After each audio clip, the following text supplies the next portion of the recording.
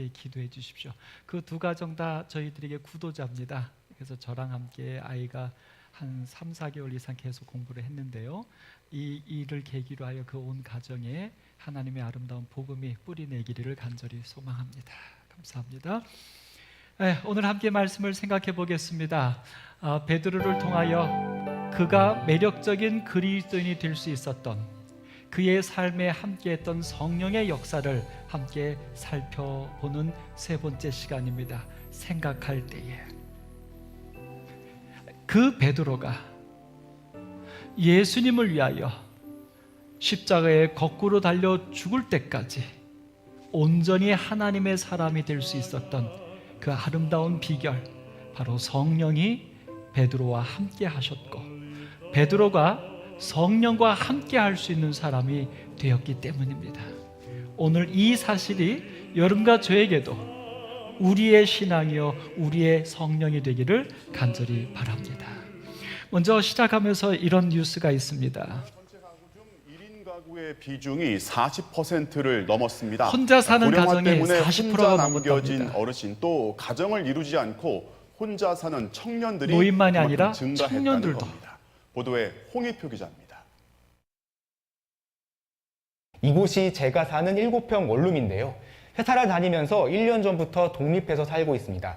그런데 저처럼 혼자 사는 1인 가구가 역대 최대치를 기록했다고 합니다. 10명 중에 4명. 지난달 기준 전체 가구에서 1인 가구가 차지하는 비중은 40.1%. 10집의 초인종을 누르면 4집은 혼자 살고 있다는 얘기입니다.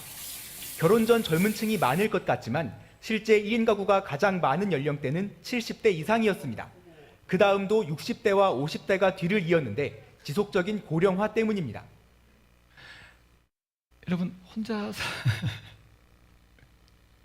근데 여러분 사실은 성경적인 개념에서 혼자 사는 것은 성경에는 나와 있지 않습니다. 근데 점점 이 시대가 갈수록 혼자 살 수밖에 없는 환경이 점점 되어버려져 가고 있습니다. 그러면 우리가 무엇을 어떻게 해야 될까요? 또 이야기합니다. 2명의 자녀로 대표되는 4인 가구의 비중은 크게 줄었고 혼자 살거나 소위 분리 사는 가족이라고 가구를 하는 부모와 64%에 자식이 함께 사는 달합니다. 가족은 이제 전통적인 가족을 19%밖에 빠르게 없습니다. 대체한 1인 가구. 정부도 1인 가구의 연령별, 지역별 양상 등을 각종 정책에 반영할 계획입니다. 시간 잘해도 일자리 많이 좀 혼자 사시는 분이 이제 직업을 좀 소개서 가지려고 가니까 가서 그러더라고요. 물어봤더니 집에서- 연세가 드시니까 집에서 가만히 쓰는 계시는 게 게 돈 버는 돈 거라고 벌어주는 게라고. 거절했답니다. 연세 드신 분이 왜 일자리를 가지려고 할까요? 마음 건강 쪽으로 이제 젊은 청년은 말합니다. 같이 챙겨주면 좋을 혼자 사니까 마음 건강 쪽으로 국가가 정책 같은 것들도 좀 챙겨주면 좋겠다. 그런데 혼자 사는 우리들을 위하여 어떤 경제적인 지원이나 어떤 이런 시설적인 지원을 얘기한 게 아니라 혼자 살고 있는 이 젊은 청년이 제안한 것은 마음의 건강 쪽으로, 그러니까 심리적인 쪽으로 정책 같은 것들을 국가가 좀 주면 좋겠다라고 하는 것입니다. 여러분, 국가가 이 심리적인 문제를 해결해 줄 수 있을까요? 여러분, 교회라고 하는 것이 무엇입니까? 신앙이 무엇입니까? 오늘 이제 이 마지막 시대에 남은 자손으로 살아가며 특별히 우리 매력적인 그리스도인이 되어서 이 세상 사람들에게 하늘의 복음을 전하려고 하는 우리들이 한번 이 당면한 문제에 대하여 깊이 있게 생각해 보아야 합니다. 우리나라가 못 먹고 힘들었던 60년대, 70년대, 80년대까지는 교회가 주로 구제 사업에 나섰습니다. 그래서 우리 오남교회도 반찬 나누기 사업을 하고 있어 왔습니다. 그러나 우리가 근자에 들어서 몇 년 동안 반찬을 나누는 것이 받는 분들에게 그렇게 기쁘고 고마운 일이 아닌 것을 우리는 경험하게 됩니다. 이제는 그런 것들은 국가가 복지 차원에서 먹고 사는 것에는 큰 어려움이 없도록 제도들이 다 되어져 가고 있습니다. 그러면 이 마지막 시대에 정말 혼자 사는 이들이, 아니 이 세상에 점점 외롭고 고독해져만 가는 이 현대판 삶 속에서의 사람들의 가장 큰 필요는 뭘까? 마음의 건강이라는 것입니다. 삶의 의미라는 것입니다. 사실 이 부분은 그리스도인인 여러분과 저에게도 동일한 문제입니다. 우리가 예수님을 믿고 신앙생활하는 우리들에게도 이 요즘 세대의 가장 중요한 것이 뭐냐면 마음의 건강을 찾을 수 있는 것. 그것이 이 시대에 가장 우리에게 필요한 요소라고 하는 것입니다. 특별히 우리 재림 성도들에게도 이 마음이 튼튼한 것, 마음이 건강한 것이 오늘 여러분과 제가 지켜야 할 가장 중요한 요소 중에 하나이라고 확신합니다. 오늘 여기 베드로가 지붕에 올라갔습니다. 기도하러 올라갑니다. 그런데 그 시간이 6시, 6시더라. 성경의 6시는 더하기 6을 하면 됩니다. 그러니까 지금으로 낮 12시에 기도하러 올라갑니다. 근데 그 배경을 그렇게 말해요. 뭐라고 말하냐면 시장하여서 먹고자 할 때였어요. 이제 12시가 되어 점심시간이 되었는데 그때 베드로가 여기 다른 사람들이 음식을 만들고 있었어요. 그러면 베드로는 거기서 기다려야 합니다. 근데 웬일이지 베드로가 새벽 미명도 아니고 새벽 기도회도 아니고 12시에 밥을 먹으려고 기다리던 그 시간에 시장기까지 돌던 그 시간에 베드로의 마음에 갑자기 지붕에 올라가고 싶은 생각이 든 거예요. 그곳에 가서 하나님께 기도하고 싶은 마음이 들었던 것입니다. 왜일까요? 오늘 여러분 한 말씀 좀 드리고 싶은 것은 무엇이냐면 신앙이 습관적인 신앙으로 자리 잡히는 것이 굉장히 중요합니다. 그래서 우리가 그냥 눈을 뜨고 행동하면 그 모든 것들이 다 신앙 안에서 하나님 말씀대로 그렇게 우리가 행동할 수 있다면 굉장히 큰 축복입니다. 여러분 그것을 위하여 경건의 연습을 가지십시오. 그러나 또 한 가지, 신앙이 습관적으로만 된다면 그 속에는 살아있는 생명력은 사라질지 모릅니다. 오늘 여기 베드로처럼 기도하러 가는 습관적인 시간이 아닌데 지금 이 시간은 배가 고파서 밥을 먹어야 할 시간인데 갑자기 베드로의 마음 가운데 어떤 역사가 있었냐면 지붕에 올라가서 하나님께 기도하고자 하는 성령의 부르심이 있다고 하는 것입니다. 오늘 여러분과 저의 삶에도 습관적인 그리스도인, 습관적인 재림교인의 삶만이 아니라 거기다 플러스 알파 성령이 감동하시는 여러분과 저의 삶이 있기를 소망합니다.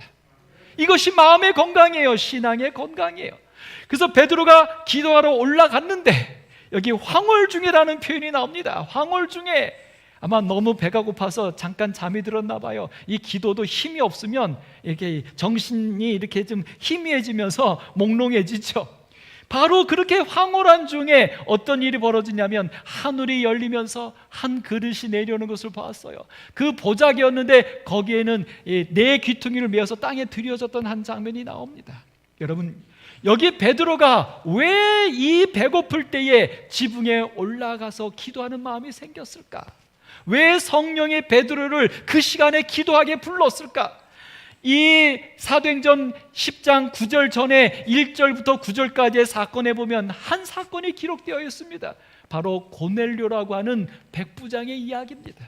이 고넬료는 하나님을 믿는 사람이었어요. 하나님을 경외하는 사람이었고 하나님을 경외할 뿐만 아니라 그는 하나님의 경외함을 가지고 백성을 구제하는 믿음의 사람이었어요. 근데 어느 날 이 고넬료에게 환상이 나타났어요. 주의 사자가 나타나서 이 고넬료에게 뭐라고 말하냐면 요바로 사람을 보내라. 그러면 그곳에 베드로가 있을 테니 그 베드로를 초청하여다가 하나님에 대하여 말씀을 배워라라고 하는 천사의 환상이 고넬료에게 나타났던 거예요. 이 고넬료가 그 천사의 말을 듣고 그 말대로 순종하여서 사람을 요바로 보냈습니다. 그리고 그 보낸 사람들이 여기 9절에 말해요. 이튿날 그들이 보냄을 받은 사람들이 길을 가다가 그 성에 베드로가 있는 요빠 성에 가까이 갔을 그때에 베드로가 기도하려고 지붕에 올라갑니다. 성령이 고넬료에게 감동하여 사람을 보내게 했겠고 그 보내진 사람이 베드로의 집 근처에 왔을 때 하나님의 사자는 다시 베드로에게 어디 올라가라고요? 지붕에 올라가서 기도하도록 역사하셨다는 사실입니다. 사랑하는 성도 여러분, 세상에 우연은 없습니다. 필연임만 있습니다. 성경적으로 말하면 세상의 모든 역사는 어제 저녁에 다니엘서를 여러분과 함께 공부할 때 제가 말씀드렸던 것처럼 하나님께서 주관하십니다. 여러분과 저의 모든 삶에 하나님께서 섭리하고 계십니다. 우리가 할 것은 무엇이냐면 그 하나님의 섭리하심에, 감동하심에 우리의 습관을 때로는 벗어나서 성령의 부르심에 응답할 수 있는 정말 영적으로 깨어있는 오늘 여러분과 제가 되기를 간절히 소망합니다. 오늘 그래서 우리에게 말해요. 오늘 그 사실을 통해서 우리가 확인해 볼 수 있는 것은 사도행전 1장 4절에 말합니다. 아버지께서 약속하신 것을 기다리라. 성령을 기다리라고요. 사실 성령은 한 번 주어지고 끝나는 것이 결코 아닙니다, 여러분.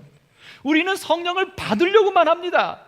아니에요, 여러분. 성령의 사역은 매 순간마다 우리에게 있습니다.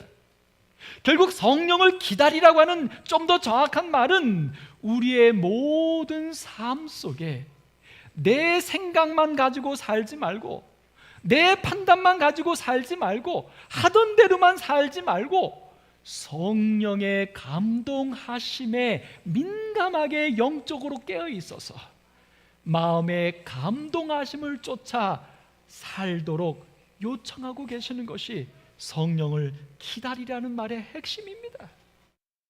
어느 날 갑자기 성령이 임해서 막 방언을 한다든지 막 어떤 능력이 생기는 이것만을 성령을 기다리라고 말하는 게 아니에요. 그런 역사도 있습니다. 필요하면 성령의 역사가 그렇게 임하기도 합니다. 그러나 오늘 이 땅을 살아가는, 특별히 마지막 시대를 살아가는 우는 사자와 같이 사단이 택하신 자들도 미혹하여 쓰러지게 하는 이 마지막 시대에 사는 우리 그리스도인들은 매 삶의 순간 성령의 감동하심으로 살아야 하는 것입니다. 여러분, 성령은 우리에게 왜 필요한 것입니까? 오늘 성령을 기다리라고 말씀하셨던 사도행전 1장 4절에 예수님의 그 분부는 1장 8절에서 분명한 그 목적을 줍니다. 성령을 기다리는, 성령의 감동하심을 입은 사람, 성령에 이끌리는 삶을 살아야 할 이유는 무엇이냐면 내 증인이 되리라 해요. 예수의 증인이 되리라 해요. 성령의 감동하심을 받아서 내게서 어떤 능력이 나타나는 것, 이게 성령 받을 이유가 아니라 내가 매 순간 성령의 감동하심에 순종하며 사는 것이 왜 필요하냐면 그런 삶을 통하여 내 삶이 뭐가 된다는 것입니까? 내 주변 사람들에게 예수님을 증언하는, 하나님을 증언하는 증인의 삶을 살 수 있기 때문입니다. 여러분, 내 생각대로 선택하는 것과 성령의 감동하심으로 선택하는 것은 다릅니다. 복음이 됩니다. 여러분, 이 마지막 때에 오늘 우리가 기도해야 될 것은 무엇인가? 계속해서 제가 반복해서 말씀을 드립니다만 코로나 때에 감염되지 않고 건강을 지키는 것이 우리가 고민할 일 아닙니다. 그거는 내 아버지께서 우리를 해주시는 일입니다. 내가 죄를 짓지 않고 구원받는 것, 이것도요 하나님의 은혜로 우리에게 해주시는 선물입니다. 그러면 이런 하나님의 은혜 속에 사는 우리 그리스도인들이 무엇을 위해서 기도해야 될까? 바로 나의 삶을 통하여 예수님의 증인이 되는, 복음이 되는 삶을 살아갈 수 있도록 성령의 사람이 되는 것, 성령의 감동하심으로 매 순간 생각하며 경험하며 살아가는 것, 이것을 위하여 우리가 기도하시게 되기를 간절히 바랍니다. 그것이 재림 성도예요. 그것이 남은 자손이에요. 오늘 여러분, 이렇게 준비됐던 그 베드로와 고넬료에게 역사했던 성령이 베드로에게 임했는데 그 베드로에게 환상이 내려왔지요. 근데 그 안에, 그 보자기 안에 무엇이 들어있었냐면 각종 네 발 가진 짐승과 기는 것과 공중에 나는 것들이 있더라. 여기 그림에 보면 뭐 기린, 코끼리, 악어, 막 이런 하마 이런 것들이 있어요. 여기 뱀까지. 근데 이런 환상이 내려온 다음에 뭐라고 말씀하시냐면 베드로야 일어나 잡아먹으래요. 배가 고프던 때였어요. 잡아먹으래요. 그리고 또 말씀하십니다. 베드로가 안 된다고 그러니까, 더러운 것을 못 먹는다고 하니까 하나님께서 깨끗게 하신 것을 내가 더럽다라고 말하지 말라. 참 안타까운 것은요, 이 성경의 말씀을 근거로 하여 많은 기독교가 레위기서에 말하는, 아니 구약 성경부터 전체적으로 말하고 있는 부정한 음식과 깨끗한 음식에 대한 개념을 부정하고 있어요. 하나님이 이제 다 깨끗하게 했으니 무엇인지 먹어도 괜찮다라고 말하고 있어요.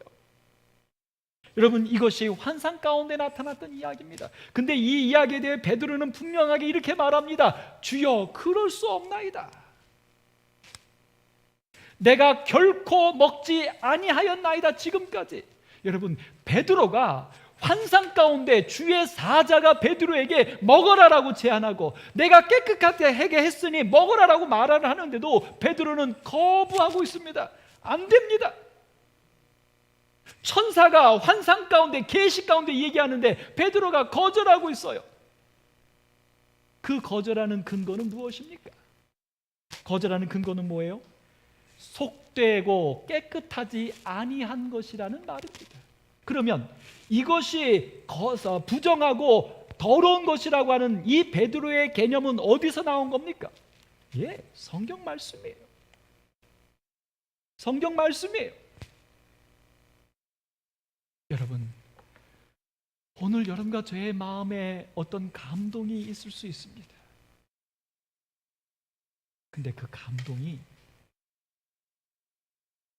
성경의 말씀과 맞지 않을 때 어떻게 해야 합니까? 마지막 시대 요엘서 2장 28절에는 우리 모두가 성령의 충만하심을 하나님이 선물로 주겠다고 약속하셨습니다. 그래서 그런지 이 세상에는 성령 받았다는 사람들이 너무나 많습니다. 그리고 그들이 본 계시, 그들이 들었던 어떤 이야기를 많이 우리에게 이야기합니다. 어떻게 해야 할까요? 여기 베드로는 분명히 환상 가운데, 계시 가운데 하나님의 말씀을 들었지만 베드로는 끝까지 거절하고 있습니다. 오늘 그래서 분명히 고린도전서 2장 12절에는 우리에게 두 영을 이야기하고 있습니다. 우리가 세상의 영을 받지 아니하고, 세상에 속한 영이 있어요. 그 다음에 두 번째, 하나님으로부터 온 영이 있어요. 오늘 이 두 영을 우리가 구분할 줄 알아야 합니다. 사실은 또 한 가지 무슨 얘기냐면, 우리의 마음 가운데 어느 순간 어떤 필이 올 때가 있어요. 어떤 감동이 올 때가 있어요. 어떤 지시하심이 마음속에 떠오를 때가 있어요. 여러분, 이것이 세상의 영인지 하나님께로부터 온 영인지 구별할 필요가 있어요. 그 구별하는 근거는 무엇인가? 여기 말합니다. 하나님께서 우리에게 은혜로 주신 것들을 알게 하려 한다. 자, 여러분, 분명히 이 부분에 대해서 오직 하나님의 성령이 우리에게 보이셨으니 성령은 모든 것 곧 하나님의 깊은 것까지도 통달해요. 그러니까 오늘 여러분과 저에게 어느 순간 기도하거나 말씀을 읽거나 아니면 어떻게 생활할 때 뭔가 마음에 감동이 오는 어떤 지시하심이 있다. 그것이 세상의 영인지 하나님의 영인지 구별해야 합니다. 그 구별하는 포인트는 뭐냐면, 하나님께로부터 온 성령은 하나님의 깊은 것을 통달하셔요. 다시 말해서 하나님께로부터 온 성령의 감동은 성경의 말씀과 위배되지 아니해야 합니다.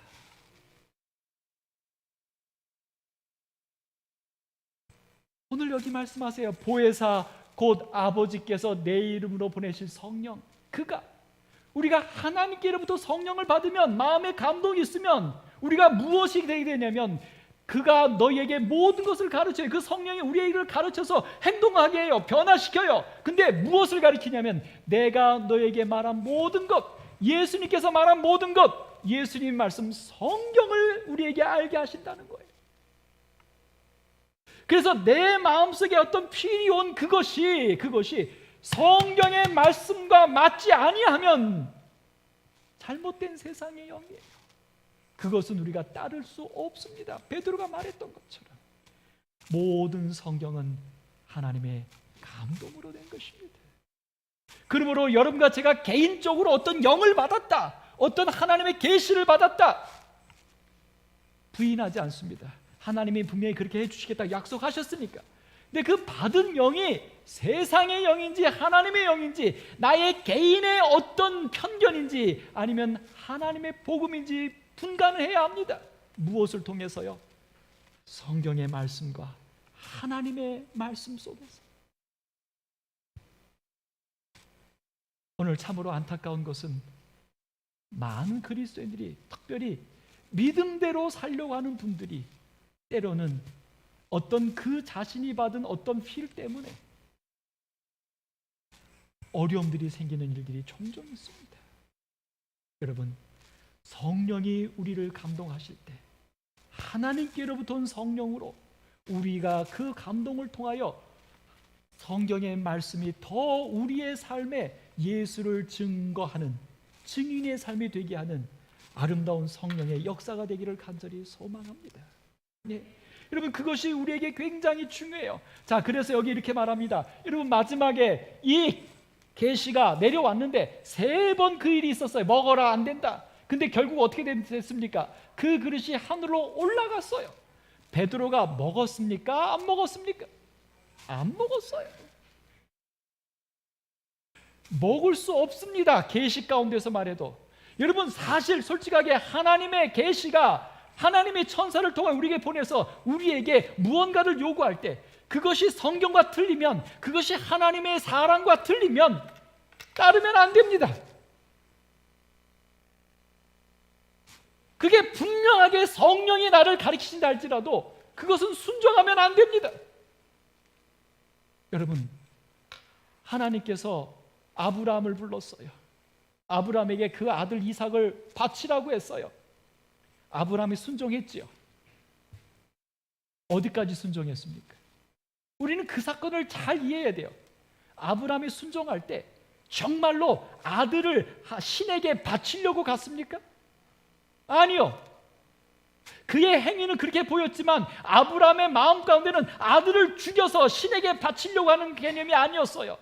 이삭이 아브라함에게 질문합니다. 아버지요, 제 번제라는 있는데 제물은 어디 있습니까? 이때 아버지가 아들을 죽이려고 했으면 뭐라고 말할까요?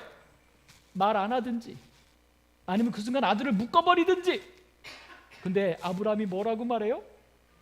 여호와께서 준비하시리라. 그러니까 이 아브라함은 하나님의 명령이지만 그 하나님의 명령이 자기가 믿고 있던 알고 있던 하나님과 달라요. 그럼에도 순종한 것은 하나님이 말씀했으니 내 자식 내가 죽여버릴 거야 라고 하는 그런 믿음이 아니었어요. 어떤 믿음으로 순종한 겁니까? 하나님은 절대로 결단코 이 아들 이삭을 희생시키는 분이 아니야. 내 아내가 아이를 가질 수 없을 때 그때 하나님이 이 아이를 내게 생명을 주신 그 하나님이시야. 아브라함이 믿는 하나님은 우리에게 희생을 요구하시는 하나님이 아니라, 아들까지 요구하시는 하나님이 아니라 낳을 수 없는 우리에게 아들을 주신 생명의 하나님을 믿었던 거예요. 그래서 이삭을 하나님을 위하여 바치려고 간 게 아니라 그 생명의 하나님을 신뢰함으로 그분께서 오늘 나에게 무엇을 보여주실지를 믿음으로 간 것입니다. 여러분, 오늘 여러분과 저의 삶 가운데 분명하게 우리의 마음에 오는 성령의 사역이, 우리의 생각의 결정의 방향이 성령의 역사가 되기를 간절히 바랍니다. 기도합니다. 여러분, 내 마음의 감정조차도 기쁘고 슬프고 화나고 행복한 이 감정조차도 성령을 기다리라. 우리의 그 모든 사적인 감정조차도 이제는 성령 안에서, 하나님의 말씀의 원칙 안에서 우리가 기뻐할 수 있게 되기를 간절히 바랍니다. 슬퍼할 수 있게 되기를 간절히 바랍니다. 성령의 감동 안에서 오늘 이사야 8장 20절에는 그래서 분명하게 우리에게 말합니다. 마땅히 율법과 증거의 말씀을 따를지니 그들이 말하는 바가 이 말씀에 맞지 아니하면 그들은 아침빛을 보지 못합니다. 성령의 역사가 아닌 것입니다. 오늘 여러분과 저도 아침빛을 볼 수 있는 성령의 감동한 사람, 매 순간 성령에 이끌리는 여러분과 제가 되기를 간절히 소망합니다. 사도행전 10장 17절에서 이 말씀은 계속해서 진행됩니다. 여기 17절에 보면 베드로가 어떻게 해요? 본과 환상이 무슨 뜻인지 속으로 의아해해요. 왜요? 분명히 계시로 봤어요. 거절할 수 없어요. 근데 그 계시의 내용은 자기가 그동안 믿어왔던, 알아왔던 하나님의 원칙과 달라요. 이때 베드로는 뭐 하는 것입니까? 이게 무슨 뜻일까라고 의아해해요. 의아해할 뿐만 아니라 여기 뭐라고 말해요? 베드로가 그 환상에 대하여 생각해요. 감정에 휩쓸리는 사람 되면 안 됩니다. 내가 본 어떤, 내가 경험한 어떤 것이 나의 삶의 기준이 되어서도 안 됩니다. 오늘 나의 감정과 나의 신앙이 다시 한번 하나님의 말씀에 입각하여 하나님의 뜻과 부합하는지를 다시 되새겨보는 오늘 그런 우리의 신앙이 되셔야 합니다. 베드로가 의아해할 뿐만 아니라 이게 무슨 뜻일까 깊이 생각할 때 그때 어떤 일이 벌어져요? 성령께서 그에게 말씀하시되 아멘. 아멘. 그래서 오늘 베드로가 이게 무슨 뜻일까라고 할 때 성령이 말해요. 뭐라고 말해요? 두 사람이 너를 찾을 테니 그 사람한테 일어나서 의심하지 말고 가라. 여기 의심하지 말란 말은 무슨 말이냐면 이때 베드로가 갖고 있었던 그의 기본적인 생각이 있었죠. 유대인들이 갖고 있던 생각입니다. 뭡니까? 이방인과 유대인의 이 편차의 개념.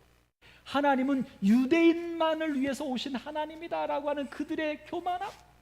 근데 이 고넬료라고 하는 사람은 이방인이었어요. 백부장이었어요. 그 다음에 가이사랴라고 하는 곳은 사마리아 지역에 있는 곳으로 이미 유대 땅이 아니라고 생각하는 더러운 곳이었어요. 오늘 그들에게 이 베드로가 가기를 하나님은 원하셨는데 그 베드로를 보내기 전에 베드로에게 무엇을 보여주신 것입니까?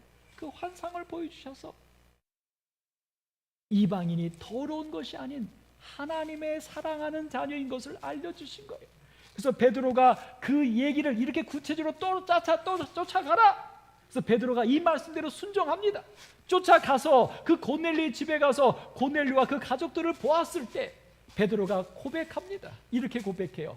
베드로가 입을 열어 말하되 내가 참으로 하나님은 사람의 외모를 보지 아니하시고 각 나라 중 하나님을 경외하며 의를 행하는 사람은 다 받으시는 줄을 이제서야 깨달았다. 이제서야 깨달았다.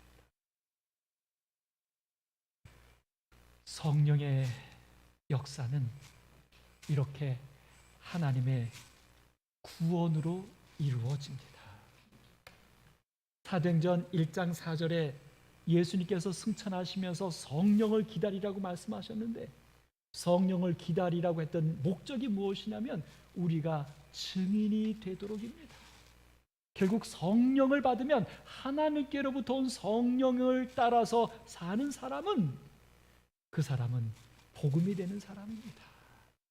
축복이 되는 사람입니다. 은혜가 되는 사람입니다. 그리고 더더군다나 그동안 몰랐던, 그동안 편견 속에 있었던 하나님을 온전히 알게 되는 것, 그것이 성령의 사역입니다. 사랑하는 성도 여러분, 성령은 우리를 위하여 말할 수 없는 탄식으로 기도하신다고 말씀하십니다. 우리를 위하여 간구하신다. 근데 어떻게 해요? 우리는 마땅히 기도할 바도 알지 못해요. 내게 지금 무엇이 필요한지, 내가 지금 무엇이 문제인지도 우리는 거기 걸려 있어요. 현재 우리의 신앙과 우리의 신앙의 사고에 걸려 있어요. 마치 베드로처럼 유대인처럼 그런 우리들의 그 연약함을 우리가 깨우쳐서 우리가 더 하나님을 알게 되고 하나님의 뜻을 이해하게 되고 하나님의 사람이 되게 하기 위하여 성령이 말할 수 없는 탄식으로 간구한다는 거예요. 연약한 우리를 도우시기 위해서. 사랑하는 오남교회 성도 여러분, 재림 성도들이시여, 남은 자손들이시여, 성령을 위하여 기도하십시다. 성령의 어떤 능력이 아니라 오늘 성령을 통하여 나의 연약함이 깨어지고 내 삶이 조금이라도 더 하나님을 알게 되고 하나님의 뜻을 이해하게 되며 내 삶이 예수를 증거하는 증인의 삶이 될 수 있도록 성령을 위하여 기도하십시다. 이 마지막 시대에 이 성령의 역사가 우리에게 꼭 필요합니다. 여러분, 제가 솔직하게 30년 동안 설교하는데요, 요즘에 제 설교의 멘트들에서 계속 반복되는 것이 있습니다. 저도 있어요. 제가 이런 멘트들을 그동안에 많이 해오지 않았습니다. 제가 그동안 많이 강조했던 것은 행복입니다. 하나님의 사랑입니다. 하나님의 구원은 단순히 하늘나라에 가는 것만이 아니라 이 세상에서도 하늘에서처럼 행복하게 말씀 안에서 사는 것이다. 이게 제가 그동안 한 27년 동안 계속해서 말씀을 강조해왔던 강준성 목사의 말씀의 복음의 핵심이었어요. 근데 코로나 사태가 터지고 난 이후에 제 말씀의 핵심이 이렇게 바뀌었어요. 어떻게 해요? 우리는 남은 자손이 되어야 한다. 이 힘들고 어려운 정말 소멸과 패망에 가까워하는 이 세상에 나는 그들에게 복음이 되어야 한다. 그 복음은 내가 무언가 어떤 행위로 어떤 방법으로 전달하는 개념이 아니라 나의 삶이 나를 보는 이들에게 구원이 되어야 된다. 그러려면 내가 성령의 사람이 되어야 한다. 내가 예수의 사람이 되어야 된다. 베드로가 그런 예수의 사람이 될 수 있었던 것은 성령의 감동하심에 순종했기 때문입니다. 아니, 성령이 감동할 수 있는 사람이었기 때문입니다. 내 생각과 내 습관에서만 신앙생활하는 게 아니라 성령의 감동하심으로 때로는 내 습관도 뛰어넘을 수 있는 사람, 내가 모르는 새로운 진리도 깨닫게 되는 사람, 복음을 위하여, 구원을 위하여 한 이야기입니다. 미국에 있었던 한 사건입니다. 금은방의 CCTV에 찍힌 장면입니다. 가게를 정리할 때에 한 엄마와 두 아이가 찾아왔습니다. 그리고 반지를 보이면서 감정을 부탁했습니다. 보석상은 그 반지를 꼼꼼하게 살펴보면서 질문을 합니다. 왜 이 반지를 파시려고 합니까? 그랬더니 엄마가 말합니다. 우리는 파산했고 돈을 더 벌 수 있는 상황도 아니다. 그래서 생활비가 필요해서 이것을 팔려고 한다. 이 보석상 주인은 감정을 더 하겠다고 정말 세밀하게 감정하듯 합니다. 그리고선 생각에 잠기면서 또한 질문합니다. 이 반지를 파는 이유가 생활비 때문이냐고. 그랬더니 어머니가 주신 반지인데 이거라도 팔아야지 우리 가족을 좀 살 수 있을 것 같다고. 이때 보석상이 고민합니다. 그리고 알겠다고 하면서 견적을 계산하더니 그 다음에 현금을 꺼내서 돈을 세워서 그 반지를 팔려고 하는 이에게 줍니다. 그리고 나서 거기서 끝나는 게 아니라 반지까지 돌려줍니다. 왜 이럴까요? 깜짝 놀라는 그들에게 말해요. 이 반지는 어머니가 주신 선물이지 않습니까? 엄마가 고마워합니다. 그리고 또 자신의 전화번호까지 적어줍니다. 그리고 또 도움이 필요하면 언제든지 연락하라. 감동하여 오는 그들에게 울지 말라고 말하면서 그 아들에게 엄마를 잘 보살펴 주렴이라고 용기까지 줍니다. 이 가족들은 다시 보석상에 감사하면서 가는데 이 보석상이 나중에 이것이 인터넷에 화제가 되니까 이렇게 말해요. 종교도 출신도 지역도 상관없습니다. 사실 이 보석상은 시리아 난민으로 미국에 거주하여 살게 되었어요.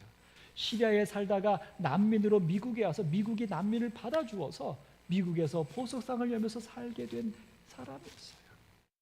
오늘 그를 찾아온 이 한 가족에게 그가 고백합니다. 그것이 인류의 일이며 그저 해야 할 일일 뿐입니다.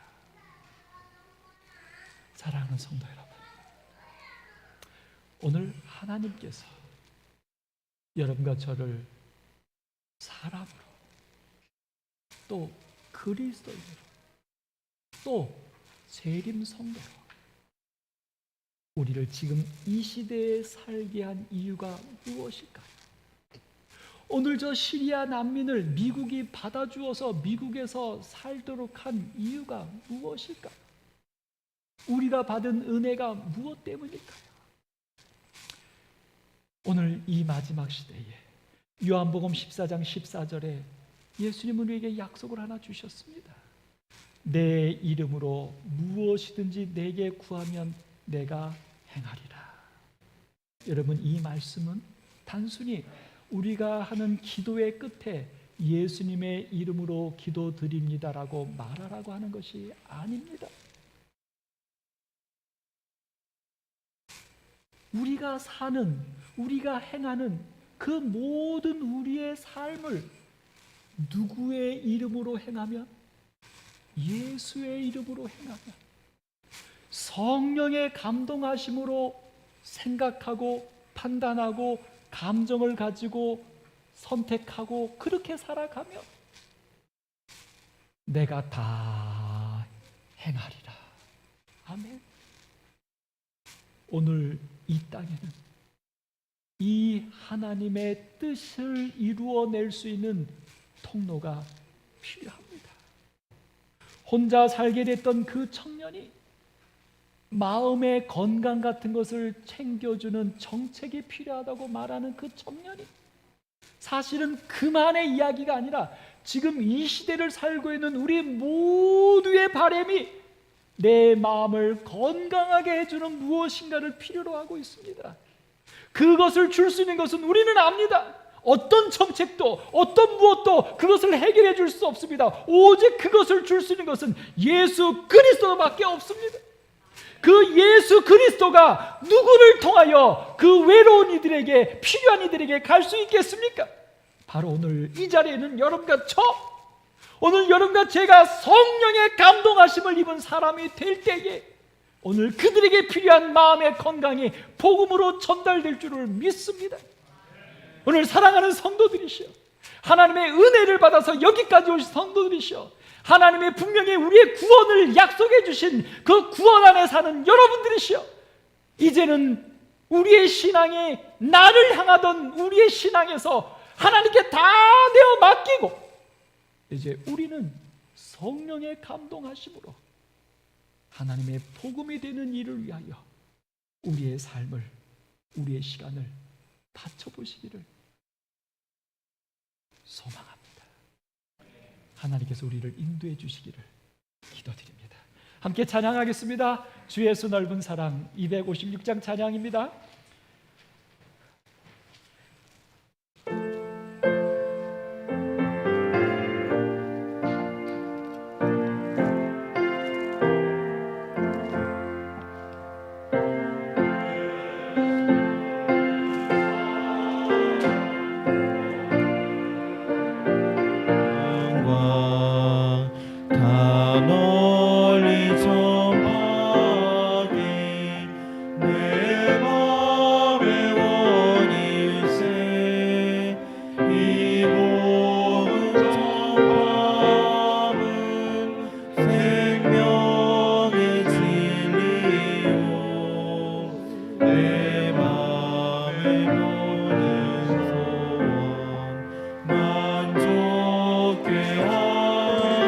빠르게 하겠습니다. 이 복음 전파하여 그 사랑 알게 하고 온 세상 구원하기 내 평생 원 3절입니다. 이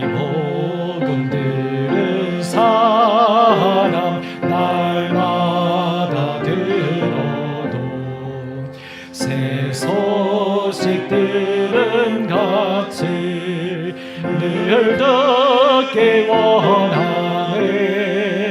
저 천국 영광 중에 새 찬송할 때도 그 기쁜 찬송 제목 이 노래뿐일세.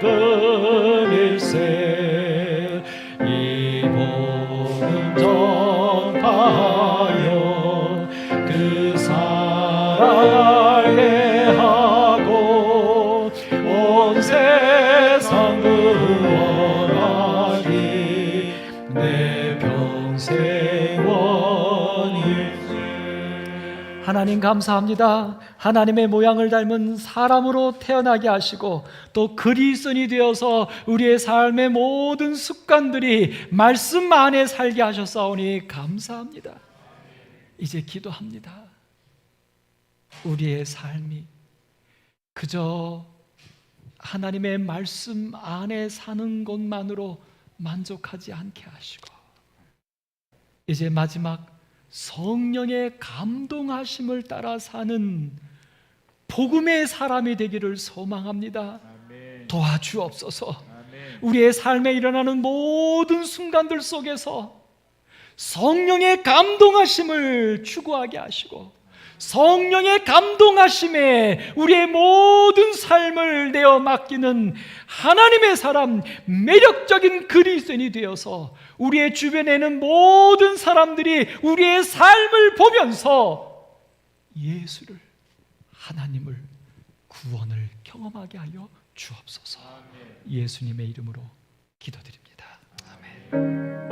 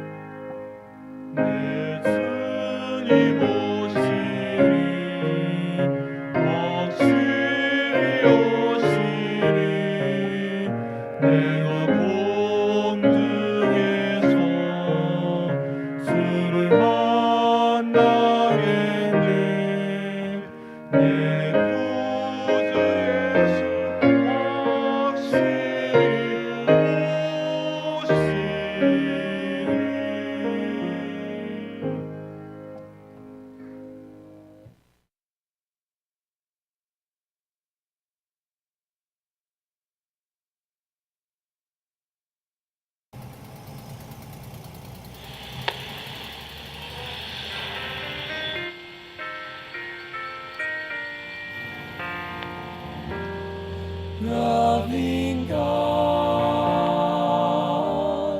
loving each other, making music with my friends. Loving God, loving each other, and the story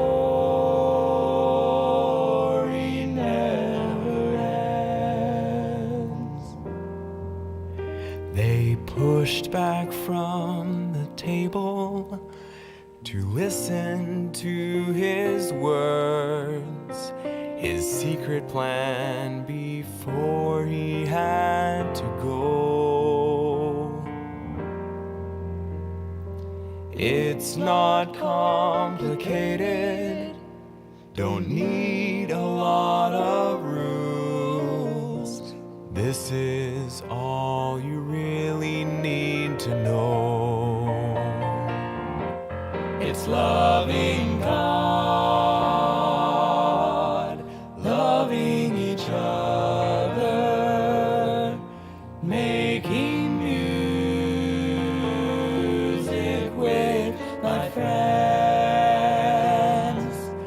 Loving God, loving each other, and the story never ends. We tend to make it harder, build steeples out of stone, fill books with explanations of the way. But if we stop and listen and break a little bread, we would hear the Master say, loving God, loving each other, making music with my friends, loving God, loving each other, and the story never ends. Loving God, loving each other, making music with my friends. Loving God, loving each other, and the story never ends. And the story never ends. No, the story